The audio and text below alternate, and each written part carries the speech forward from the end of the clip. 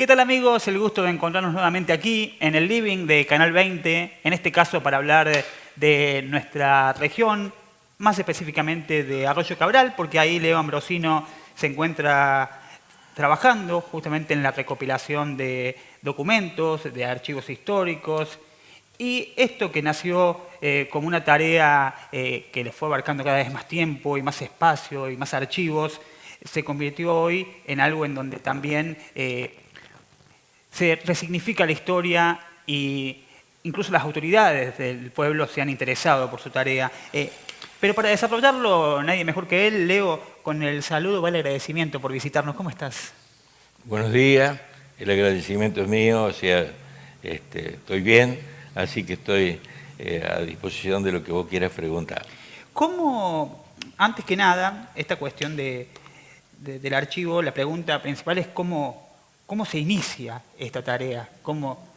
¿Cuál fue el momento en el que te diste cuenta de que tenías un montón de archivos y que tenías que empezar a organizarlos? Que un archivo Sí, traía otro, que una historia, cuando tirabas de ese hilo, traía más historias. ¿Cómo fue ese proceso? sí, la organización o inauguración oficial fue en mayo de este año, que la municipalidad firma el decreto nombrándome director del Archivo Histórico Municipal, pero en realidad el Archivo Histórico Municipal lo empezamos en abril del 2021, es decir, que tiene como 2 años de antigüedad, y sirvieron este tiempo para empezar a recolectar todos los fondos documentales de la municipalidad. Entonces, eso sumado a mi archivo personal que lo venía haciendo, armando, recolectando, juntando desde hace más de 20 años, se constituyen en realidad hoy lo que tenemos en el Archivo Histórico Municipal. En definitiva, son 20 y pico de años de hacer el trabajo que vos decís para tratar de guardar la historia y el pasado de Arroyo Cabral. Y en ese punto, si bien hay un archivo o hay un acervo municipal y del Ejecutivo, ¿cómo es la relación con los vecinos? En cuanto a decir, esto es histórico, lo quiero sumar, aporto sobre esto, encontré esto. ¿Cómo fue el interés de la gente del poblado? Claro, porque todo tiene relación con el centenario de Arroyo Cabral que se festeja en 1996. Entonces, un grupo de profesoras ahí organiza y escriben un libro sobre la historia de Arroyo Cabral. Para ello, ellos habían invertido bastante tiempo para recolectar toda la información referida a las instituciones. En ese libro colaboramos el doctor Juan Alcarino, padre del intendente actual, es rector del colegio secundario, que escribe la historia del Club Rivadavia, y yo que escribí la historia del Sport Club Colón y de la salud de Arroyo Cabral. A partir de ahí, nosotros publicamos también en el gobierno de Castelo como ministro del Interior, se hizo un interesante aporte a la cultura de la provincia con las historias populares cordobesas, es decir, una colección de historias orales que se rescataban en los distintos pueblos y que tuvo, pero es lo que voy a decir, eso incluso provocó un boom en casi todos los pueblos, apareciéramos historiadores, vamos a ponerle Claro. comillas, ¿no? Sí. No es que nos creamos nosotros historiadores, sino que permitió que nosotros, cada uno, empezara a recoger historias de su pueblo. Nosotros publicamos en Arroyo Cabral también las historias que los abuelos contaron a los chicos de Arroyo Cabral. Éramos coordinados por Carlos del Campo, quien trabajaba en el Ministerio de Gobierno con Eduardo Castelo. Y bueno, a partir de ahí yo empecé a recolectar y a acercarme más a las historias personales, ¿cierto?, de la gente. Bueno, como en todos los pueblos, nosotros queremos resaltar los héroes, también los encomillemos, pero que nos pertenecen a nosotros, es decir, para que incluso los chicos, Arroyo Cabral ha crecido mucho también numéricamente, ¿no? Entonces, incluso los que no han nacido ahí en Arroyo Cabral conozcan de dónde vienen, ¿no? Es decir, porque si no conoces lo que vivís, no podés amarlo, ¿no? Lo que me llama la atención, mientras conversamos, justamente ahí pasan algunas imágenes del archivo. Ajá. Lo que me llama la atención de Arroyo Cabral en ese punto, y que lo diferencia tal vez de otras localidades, es el sentido de identidad, el sentido de pertenencia y el orgullo de ser cabralense, ¿no? Sí. Y se marca también que durante el paso de los años siempre mantuvo la actividad cultural, siempre su pueblo estuvo en las calles, la plaza está siempre poblada, porque a veces uno se encuentra con poblados o con localidades que son de descanso o son, como Sí. algunos les dicen, que son dormitorio, pero Arroyo Cabral late y tiene un Nada montón que de ver. emociones, ¿no? Claro, yo creo que eso tiene relación con los pioneros de Arroyo Cabral, la gente que vino a vivir en los primeros años a Arroyo Cabral. Tuvimos la suerte de que llegaran gente muy, muy no preparada, porque en realidad generalmente los inmigrantes eran hijos de analfabetos. Fíjate vos, Sí. de que la mayor, no digo el 100%, pero una gran mayoría eran los padres analfabetos.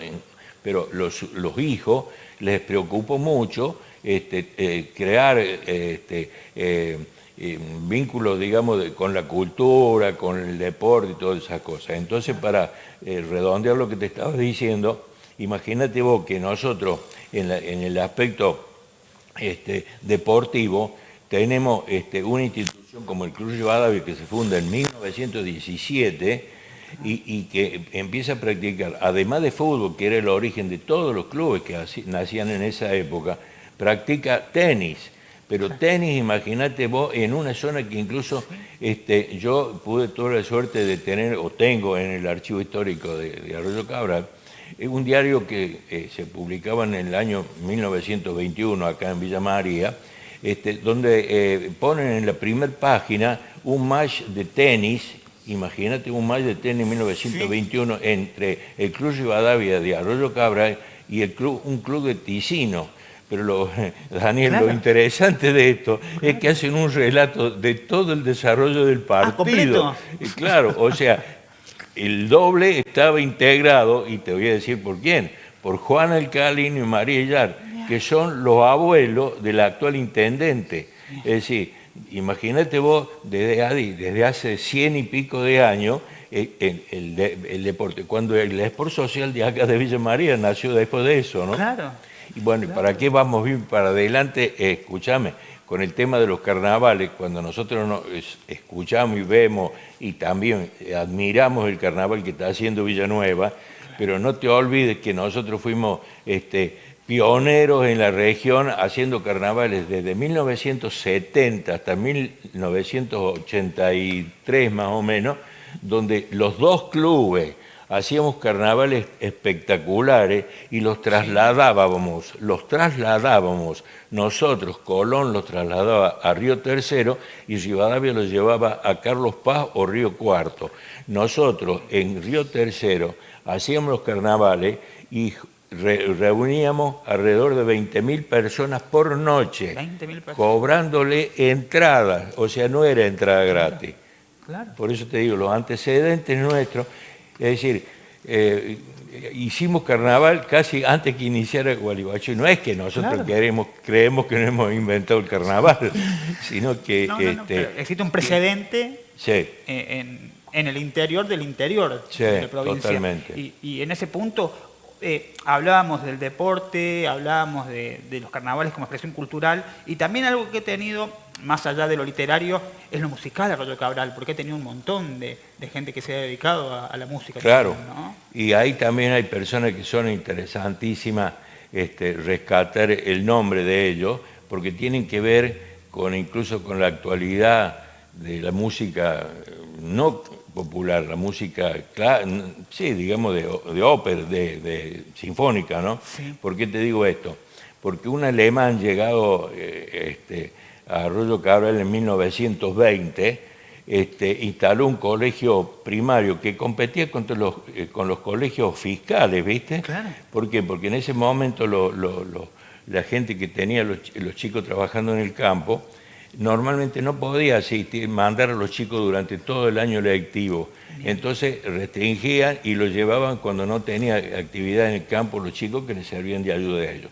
Claro. Este colegio particular era del profesor Luis Steiner, pero lo rescatable de ello es que él tuvo 6 hijos, tuvieron 6 hijos, de los cuales nacieron 3 de ellos ahí en Arroyo Cabral. Claro. Y constituyeron una orquesta en las cuales participaban 2 hijas y un hijo, y el resto era Luis Peretti, es decir, un personaje que fue después director de orquesta típica de acá de Villa María.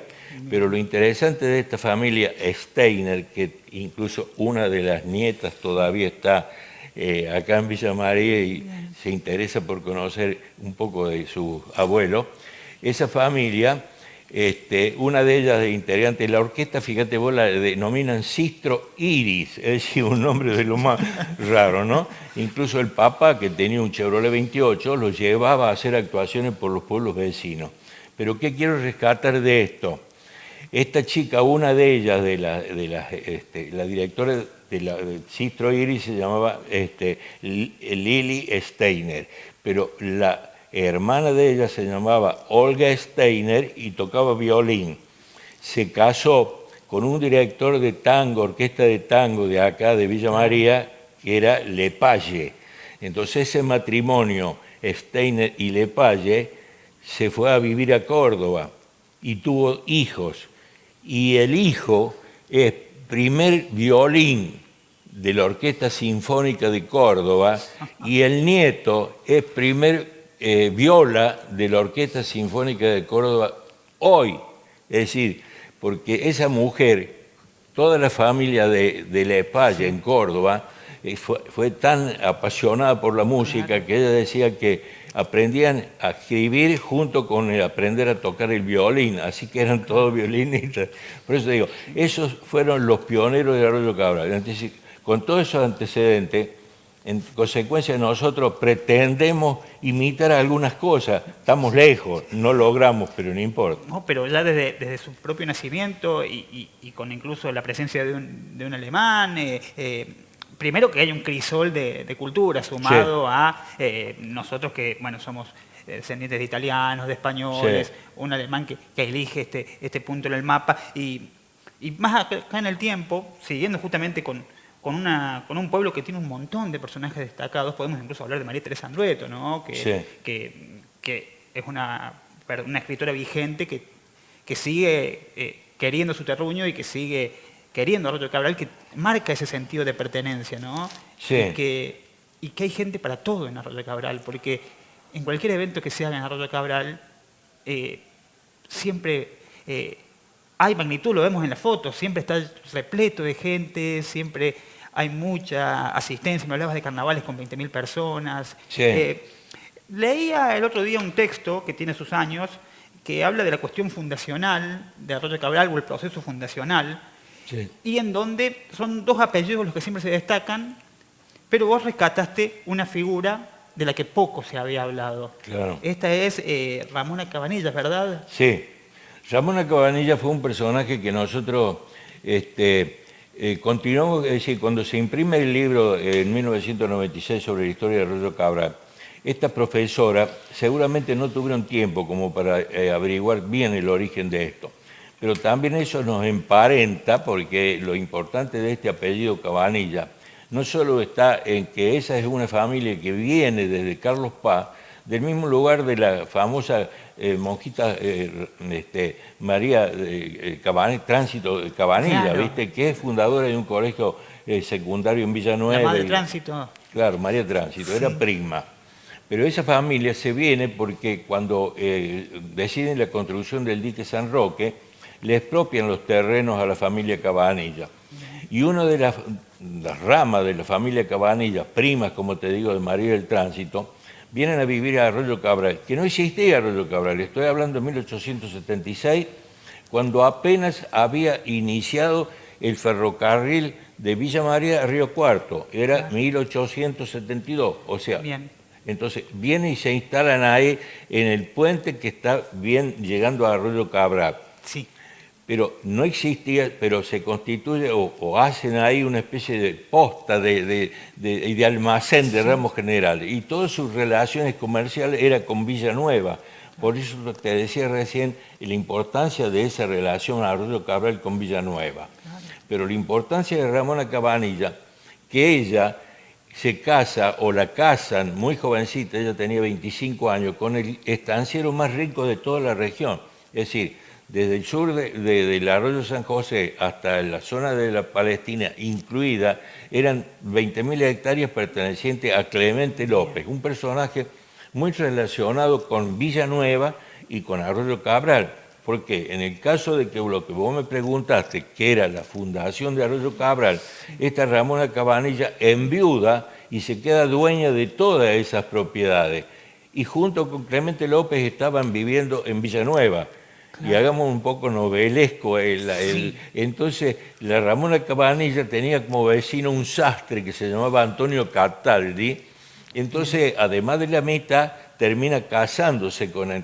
Entonces, Antonio Cataldi pasa a ser el que manejaba los fondos de Ramona Cabanilla. Claro. Ramona Cabanilla, antes de morir, que murió muy joven, le vende a Alberto Udri, que era otro personaje muy importante en la historia de Villa María naciente, ¿no? Sí. Y bueno, esos dos personajes que se pasan a ser propietarios de los campos que habían sido de Clemente López después de Ramona Cabanilla, los campos colindaban y deciden en la unión de ambos campos hacer que un arquitecto les dibuje un planito y entonces constituyen un pueblo de 25 manzanas, la mitad para uno y la mitad para el otro. Entonces, la historia oficial decía que Udri y Cataldi eran los fundadores de Arroyo Cabral, pero en realidad el germen del nacimiento de Arroyo Cabral era de Ramona Cabanilla. Claro. Que obviamente, y te termino con esto porque es importante para la historia de Villanueva, que tiene una plaza que tiene el nombre de Ramona Cabanilla, la Plaza de la Solidaridad, que me dijiste que le vamos a pedir a las autoridades actuales y a las que vengan que reacondicionen esa placita que está un poco olvidada. Entonces tendríamos que saber que fue muy importante porque de la herencia de Clemente López se logró reconstruir la iglesia de Villanueva. Y decir, claro, ¿cómo será que en la iglesia de Villanueva, cuando vos entras y ves el pilar o la columna, la primera columna que se acerca al altar, hay una plaqueta hecha todavía en Portland, o sea, no son plaquetas en bronce, en agradecimiento a Clemente López porque él había había financiado la reestructuración de la iglesia. Claro. Y ahí, en ese punto, para la gente que nos ve desde Villanueva, en Villanueva siempre hablamos de la Casona Cataldi como un lugar que es patrimonial, ¿no? Que se encuentra justamente frente a Plaza Capitán de los Andes, a media cuadra, en este caso, de lo que es la iglesia de Nuestra Señora del Rosario. Que tiene una rica historia. Yo te interrumpo y a lo mejor casi que te estoy quitando mucho tiempo. No, por favor. Pero te digo, porque no solo estaba Cataldi, sino que después, ahí porque puedo decirte que en porque la Ramona Cabanilla se muere y había tenido una relación también, o sea, no relación, cuando se muere estaba casada en segunda nupcia con Antonio Cataldi y vivían en esa casa. Bien. Pero digo, después tiene otra historia continuada de eso, que es que la familia de Eduardo Puente, uno de los fotógrafos más famosos de Villanueva, vivió ahí. Y entonces habían podido recolectar fotos y demás, un material riquísimo, ¿no? Claro. Sí. Y todavía está ahí ese edificio, ¿no? Permanece ahí. Tal vez durante el último tiempo se le hizo una reestructuración o se le remodeló el balcón de la esquina y en la parte de abajo hay un comercio, pero se ha mantenido con el tiempo la mampostería o alguna de estas cuestiones. Cabanillas murió en Villanueva, ¿verdad? Cabanillas, sí, en 1903 murió.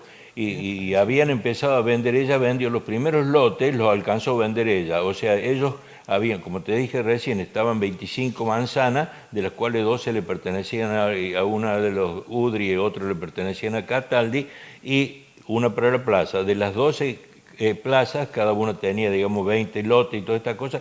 La Ramona Cabanilla alcanzó a vender antes de morir por lo menos 12 o 15. Creo que por ahí tenemos justamente alguna imagen de lo que es la traza del el mapa justamente de Arroyo Cabral cuando se crea o se forma. Ahí Sí. lo tenemos al plano De las 25 manzanas. de las 25 manzanas, Claro. que ha marcado un crecimiento constante Arroyo Cabral Sí. en ese punto. Eso es mérito de las actuales autoridades que en realidad se preocuparon mucho por el crecimiento demográfico, ¿no? Sin dejar de lado lo otro que te decía recién, porque en realidad cuando hablábamos del archivo histórico, que es la parte que nos había convocado Sí, originalmente claro. a esto, nosotros decíamos, por ejemplo, que yo tenía, digamos, desde hace 20 años, un archivo importante porque, es decir, una colección de fotografías importantísima, o sea, con número y demás, ¿no? Pero de todas maneras, el análisis que hacíamos en ese momento era de que cuando los archivos, las bibliotecas, cuando son personales, particulares, tienen una vida efímera, o sea, porque se terminan con la vida del quien las hizo. Claro. En cambio, cuando vos tenés la suerte de tenerlo, que sean una institución municipal, es muy importante porque las instituciones municipales nos van a sobrevivir a todos nosotros. Y en ese punto hay experiencias incluso a nivel región de personas que han fallecido, que su familia han desechado las cosas que tenían Las tiraban. y alguien las encontraba Sí. antes de que pase el recolector. Eso Totalmente. era una cuestión Sí, totalmente. Por para eso. tener en cuenta. No, por eso. Y en ese punto, hablando del archivo siempre, recién hablábamos de Rivadavia y la práctica del tenis. ¿Qué otras joyitas o qué otras cosas has descubierto vos en el archivo? ¿Qué materiales que te hayan sorprendido?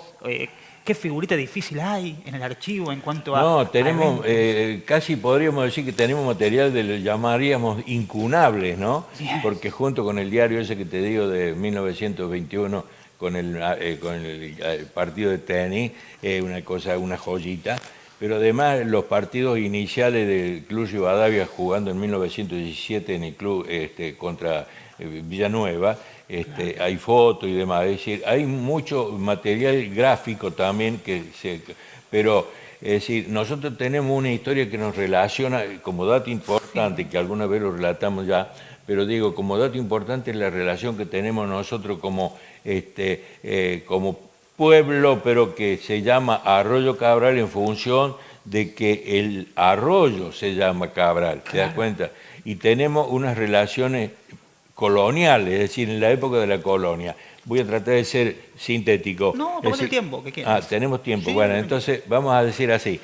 La relación de Cabral tiene que ver con esto. El origen del apellido Cabral es la merced de Cabral, es decir, esas tierras que se otorgaban a los militares por los servicios cumplidos y todas estas cosas.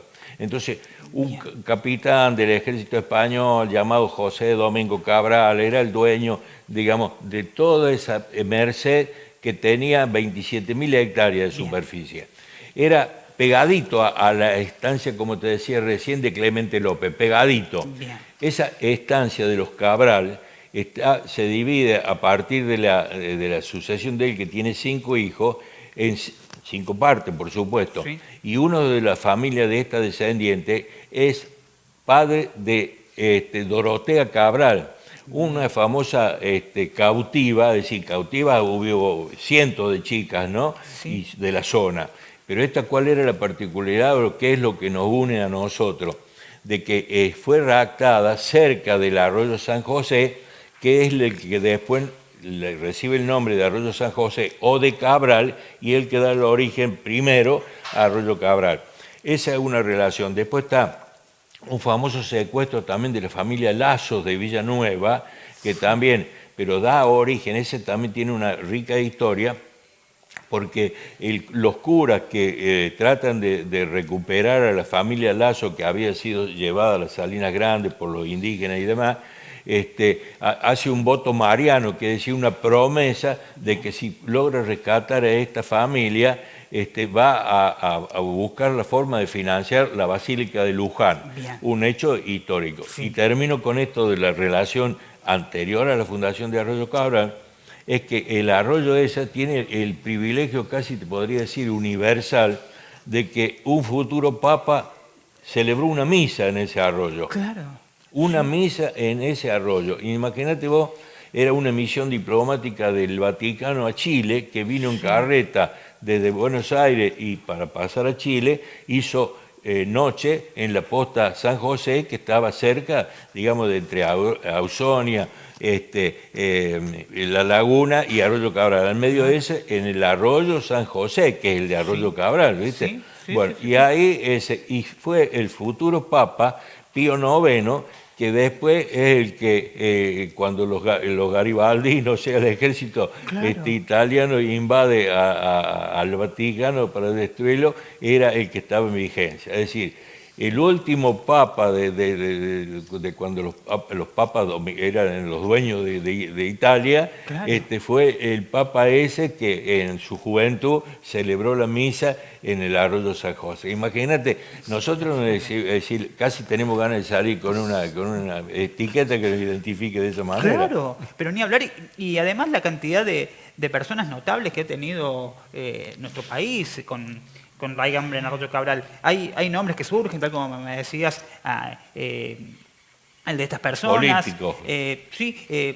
Por ejemplo, por acá tengo el nombre anotado de José María Parola. Claro. Sí, extraordinario político cabralense, obviamente colega mío y amigo mío de toda la vida, pero tiene una particularidad también, porque la gran virtud de José, que todo el mundo lo conocía así como José, es que fue durante 3 periodos senador provincial y un periodo diputado provincial y diputado nacional. Imagínate vos si es mérito que no lo tiene ninguno de los otros políticos que andan ahí y que ha sido nativo de un pueblo chico. Claro. Así que imagínate lo importante que ha sido esa.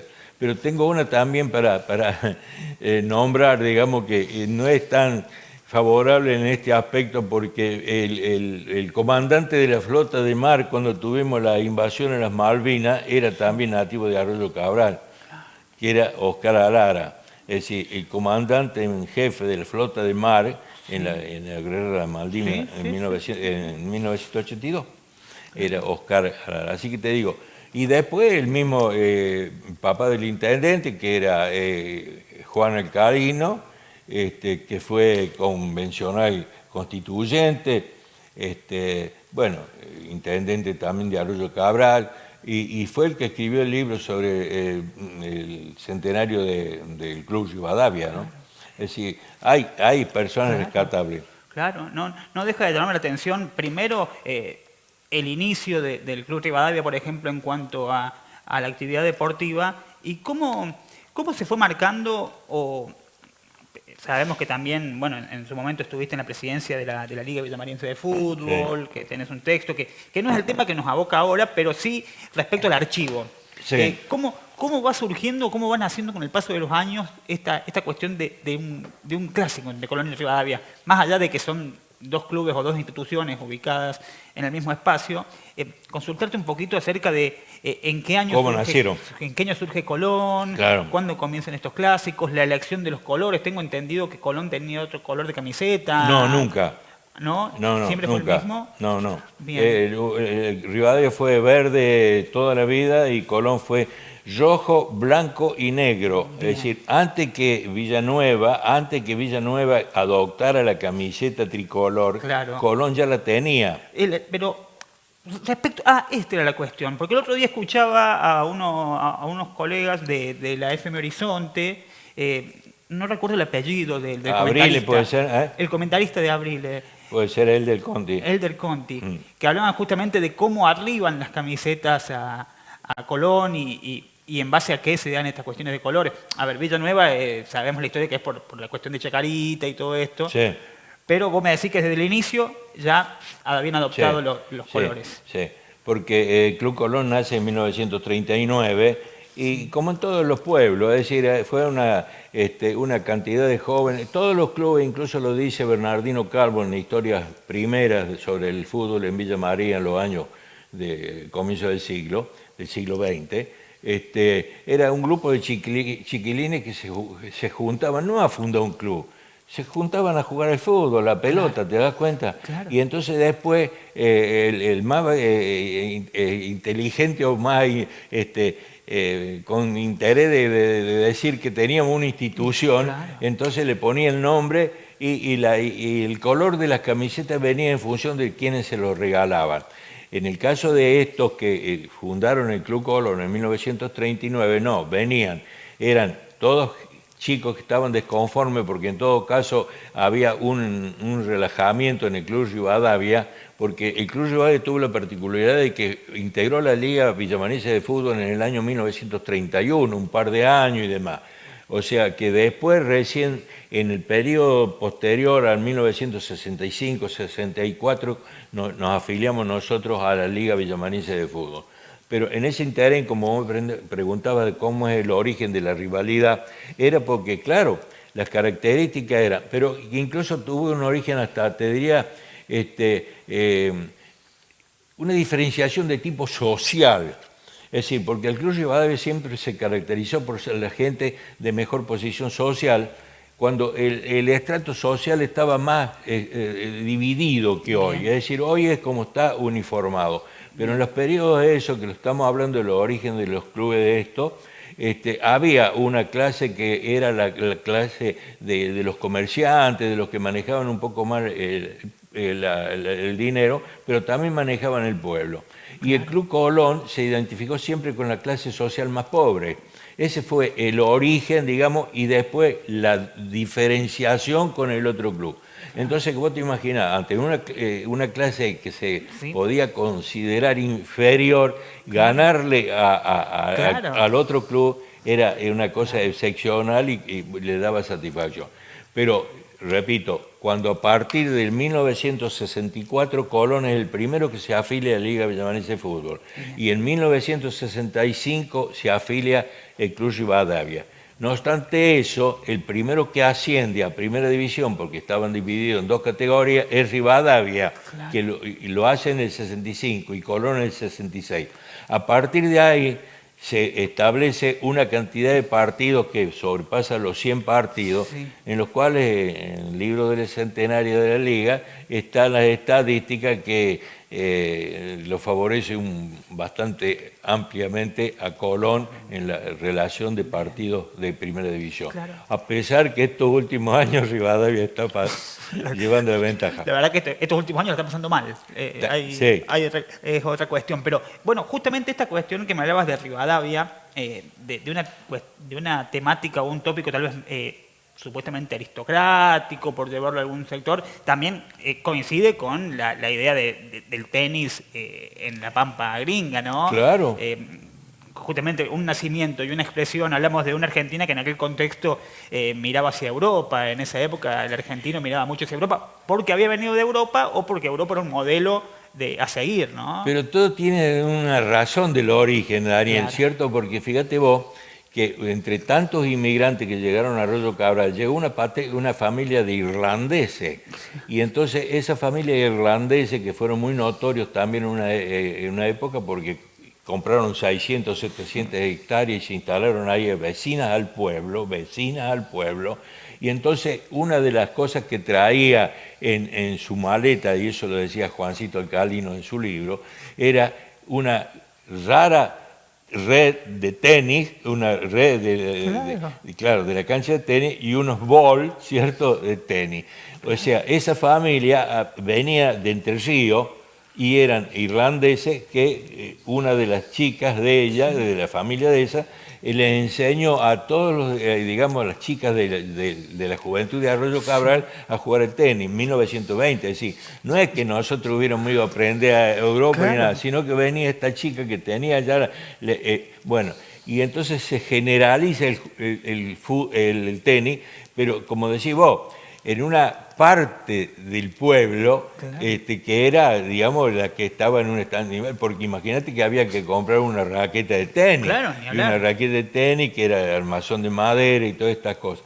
Pero hasta el año 40 y pico, Rivadavia siguió jugando tenis. Increíble. Y la cuestión, bueno, me quedaba pensando en los colores, en el verde desde su nacimiento y en Sí, el rojo y negro sí, desde su blanco, fin. rojo y negro. Por eso te digo, porque por ahí alguna gente de los medios locales dice Colón rojo y blanco. No, no es así. Rojo y blanco era Central Argentino, Claro, pero no, nosotros siempre fuimos tricolores, porque bien. como lo dijiste vos, antes que Villanueva adoptara, que ellos sí tenían un origen distinto, vos lo sabés que tenían otro color de camiseta, Claro. Alén. En ese caso, bueno, Villanueva está más relacionada, ¿no? con lo que es el Sí, radicalismo, bueno, el Parque Hipólito Yrigoyen, el Club sí, Alem, sí. la remera roja. Pero en ese marco también lo que se valora, en este caso de Villanueva o en este caso de Arroyo Cabral, es el nacimiento de un club y no descendiendo justamente desde un tren el nacimiento de estos clubes, ¿no? Porque hay muchos clubes de fútbol que, vos lo sabés bien, Sí. tienen su origen en ingleses que llegan... Sí, sí, como Unión mediante tren. Central, por ejemplo. Como Unión Central, el mismo Central Argentino. el mismo central argentino. Claro, claro. En este caso es el deseo de todo el... No, porque Adelante, adelante, te escucho. aunque además del Sport Club Colón, se fundaron otros clubes en Arroyo Cabral, Bien. o sea, no fueron los únicos dos clubes. Arroyo Cabral tuvo clubes, por ejemplo, el mismo, la Juventud Agraria constituye un Bien. club con la única intención de jugar fútbol, ¿viste? Sí. Y resulta que en ese momento Sí, para la gente que nos está viendo, estamos compartiendo imágenes justamente de Arroyo Cabral, diferentes imágenes del archivo fotográfico de Leo Ambrosino. Vos sabrás contarme después Sí, en por su momento supuesto. qué imágenes hay, pero me hablabas de que había otros clubes también en Arroyo Claro, Cabral. por que eso lo estaban- quería decir, pero fíjate vos cómo habrá sido la importancia de los clubes, o sea, del Club Decano, que ese club que se constituye en 1938, por ahí, se constituye con el único interés de hacer nada más que fútbol. No obstante, como tenían que fichar a los jugadores, se origina una controversia, una discusión, Claro. y termina el Club Decano obligándolo a que desistan de esa intención, entonces desaparece ese club apenas nacido. Pero además después, siempre desmembramiento, es decir, gente que se enoja con el club principal, que en este caso era Rivadavia, y Claro. constituye, hubo un club Belgrano, hubo un club, o sea, 9 de julio, es decir, otros clubes que jugaron fútbol, pero durante poco tiempo. Conclusión, en la Liga Villamarense de Fútbol, los dos únicos clubes que participamos de Arroyo Cabral fueron el Club Rivadavia y nosotros. Claro. Y Y hagamos una, porque ahora vamos a festejar también en Arroyo Cabral, vamos a festejar, más lo van a festejar los verdes, pero van a festejar los 50 años del primer campeonato de que un equipo del interior gana en 1974 el campeonato oficial de la Liga Villamarense de Fútbol. Rivadavia, primero, claro. en 1974. Y en 1982 empieza Colón con una racha de triunfo que lo hace que hoy, en las estadísticas de la Liga Villamarense de Fútbol, los equipos de la liga que más campeonatos ganaron son Alumni, Alén y Colón. O sea que está en el ranking también está primero Colón. Y un Colón, bueno, ya no nos queda tiempo, pero un Colón con grandes jugadores, ¿no? Incluso el máximo goleador, Sí. que aún sigue jugando, pero en el fútbol comercial, Sí. vistió la rojinegra y la verdad que... Incluso tiene unas estadísticas Marín espectaculares, ¿no? Es decir, que nosotros las pudimos recoger también, pero una cifra muy importante para el fútbol del interior, ¿no? Claro. Y como decís vos, todavía siguen jugando porque nosotros tenemos también un personaje que fue también clásico y es el Francisco Pachi Martina, Claro. que tiene 68 años ahora Claro. y está jugando en las ligas comerciales todavía. Claro. Y siguen haciendo goles. Y siguen haciendo goles. Como Richard Borgoño, como otros jugadores que son inoxidables, ¿no? Y con un perfil bajísimo. En el caso de Marín, por ejemplo, una Sí. persona con un perfil Sí. Muy bajo que Sí, uno lo ve sí. y... Por eso te digo, yo creo que esos méritos han sido del trabajo que han realizado mucha gente en las comisiones directivas, porque en realidad los clubes sí se destacaron en mucho, ha sido, nos peleamos mucho durante mucho tiempo, Colón y Rivadavia, pero de todas maneras los logros que alcanzamos creo que valió la pena. Claro, y en ese punto hoy no podría existir uno sin el otro, en Sí, esta parte de la historia. el convencimiento que tenemos muchos de los dirigentes históricos, tenemos ese convencimiento, que el ensayo de la alianza no dio resultado y confirmó lo que estábamos diciendo recién, de que la rivalidad, llámese Belgrano Talleres, Boca River y todo esto, son los que hacen a la esencia del fútbol. Y en los pueblos, como decís vos, en los pueblos en que no los hubo, intentan que se funde el segundo club. Claro, claro. Bueno, el otro día hablábamos de Villanueva, no por una cuestión de un clásico de Villanueva, sino porque Cabral, teniendo la traza que tiene urbana, Sí. tiene dos clubes, y dos clubes con un montón de deportes, con fútbol en las diferentes categorías de inferiores, en infanto, femenino. Vemos una cuestión de que los dos clubes de Cabral están repleto de gente. Y en Villanueva hablábamos de que la Asociación Española, que fue en Villa María, Villanueva, una cuestión bastante meridional ahí en el medio, la Asociación Española va a mudarse a Villa María, que en ese derbi villanovense que los medios de comunicación queríamos nombrar, aunque no fuera una cuestión clásica, tal vez un club que es grande en su historia y como Colón, como Alumni, es muy rico, pero necesita de otro lugar para que cobije a toda la gente, que en Arroyo Cabral sucede, por ejemplo, que hay dos clubes del mismo pueblo que pueden convivir, que pueden crecer, que con el paso de los años van teniendo iluminación, que van teniendo vestuarios en condiciones, que van teniendo... Porque así la disputa con el rival me parece que son fructíferas, porque ya te digo, todos nos preocupamos por tener las mejores instalaciones, los mejores equipos, es decir, es una cuestión también que ocurre en todos los lugares, entonces yo creo que tenemos que seguir los ejemplos de los pueblos, de ciudades más importantes que nosotros, ¿no? Sin duda. Leo, la verdad que no nos hemos dado cuenta, pero ya pasó casi una hora de charla. No me digas. Sí, no, parece mentira. Y nos quedan un montón más de cosas por conversar, así que te comprometo por una próxima visita y hablarnos un poco más, porque nos queda hablar justamente del archivo, nos queda hablar de las escuelas de Arroyo Cabral, de la escuela, de cómo puede la gente interiorizarse un poco más, de cómo la gente puede aportar al archivo, de qué manera, en qué formato, pero la verdad que agradecerte tu tiempo. No, agradecido soy yo y te reitero esto, es decir, la intención primera era venir a hablar específicamente del Archivo Histórico Municipal, y yo creo que eso ha sido un adelanto digamos, para la comunidad, porque lo que podría haberse perdido en algún momento hoy está guardado ahí al alcance de todas las escuelas y todas las instituciones. Y la suerte que tenemos es que mucha gente incluso acude a buscar información, y nosotros tenemos la suerte de poder ofrecérsela. Pero sin duda. Muchísimas gracias por la invitación. Gracias por venir, Leo. Bueno, muchas gracias. Leo Ambrosino con nosotros, director del Archivo Histórico de una localidad tan querida como es Arroyo Cabral. Nosotros continuamos.